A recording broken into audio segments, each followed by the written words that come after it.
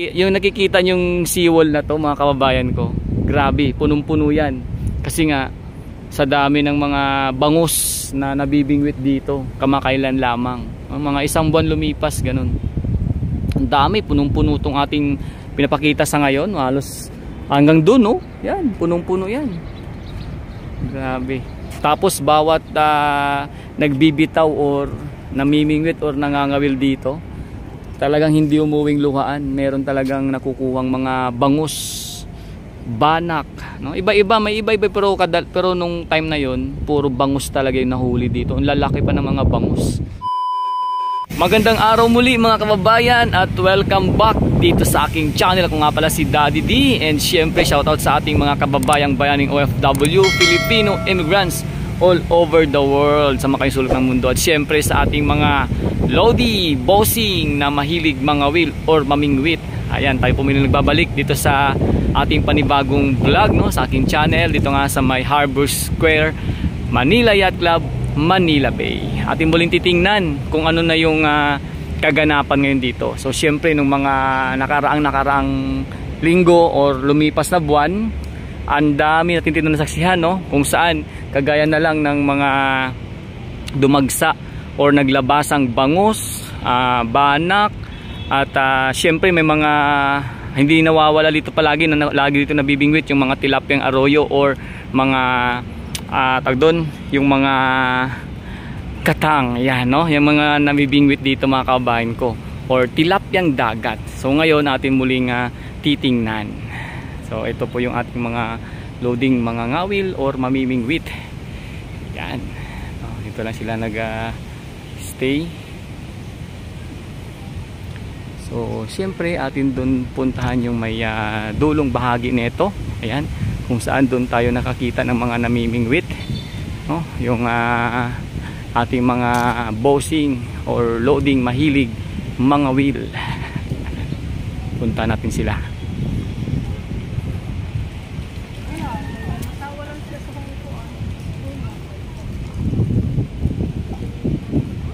Musta kayang ano dito, no? Ang bingwitan ngayon. Hop, tingnan muna natin. Ayan, atin muna ipakita yung ating ano dito, panahon. So medyo maganda naman ang panahon ngayong araw, no? At kung saan may part nga lang na medyo makulimlim, pero ramdam na natin yung preskong hangin dito. Tingnan nyo po yung mga puno na yan natin nakikita rito. So dito meron tayong nakita mga mangilinggan na namimingwit. Ayan, naka-steady lang.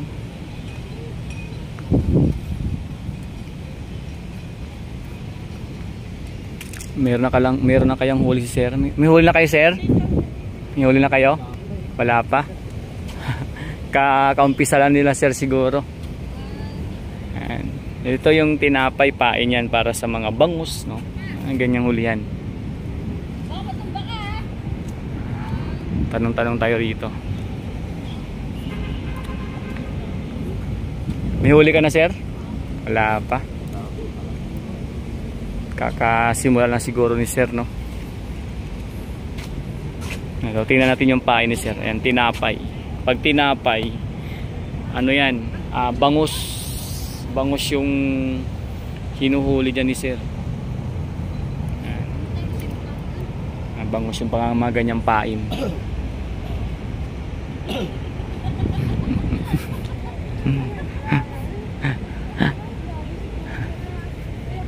Hindi ma'am, vlogger-vloggeran lang.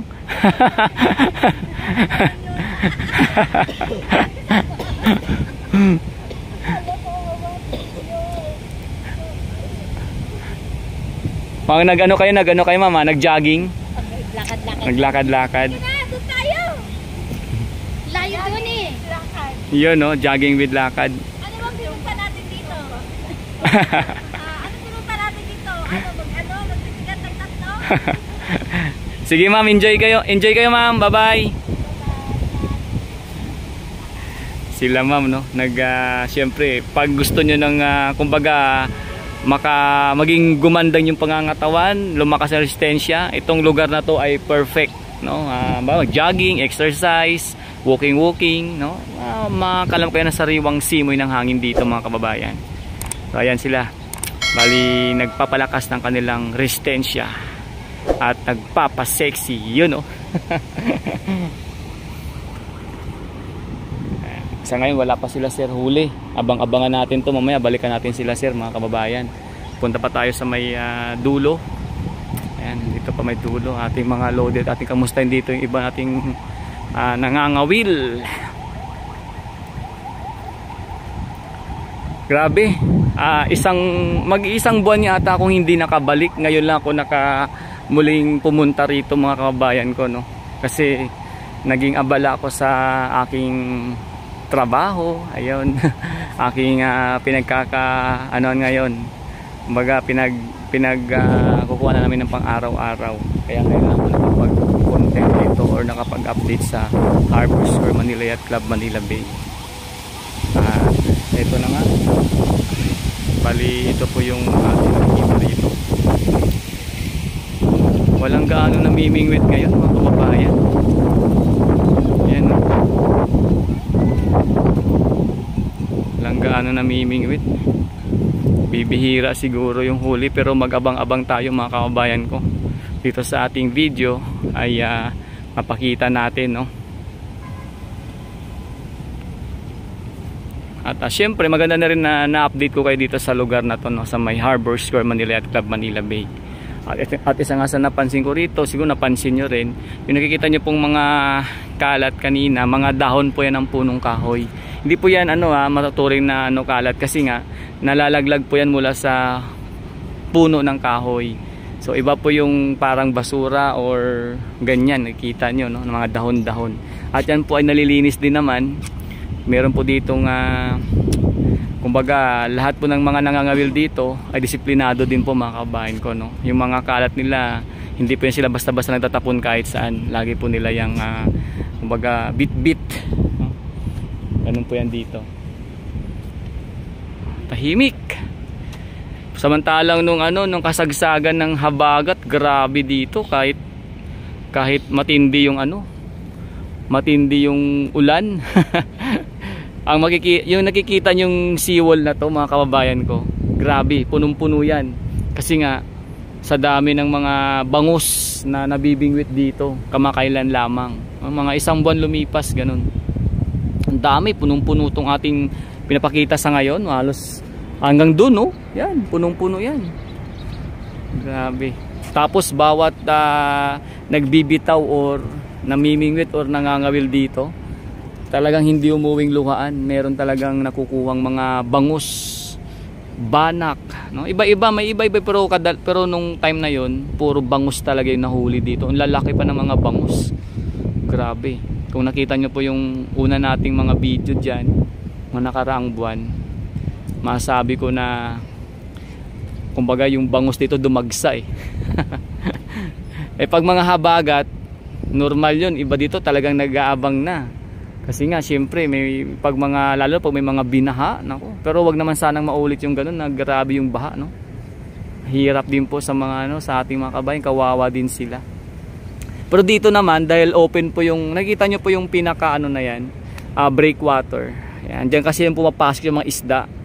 Ngayon, pag nakapasok na sila diyan, hindi sila basta-basta nakakalabas. Kumbaga diyan sila nag-ipon-ipon hanggang sa mapadpad sila dito. Minsan marami talagang nakukuha ditong isda mga kababayan ko.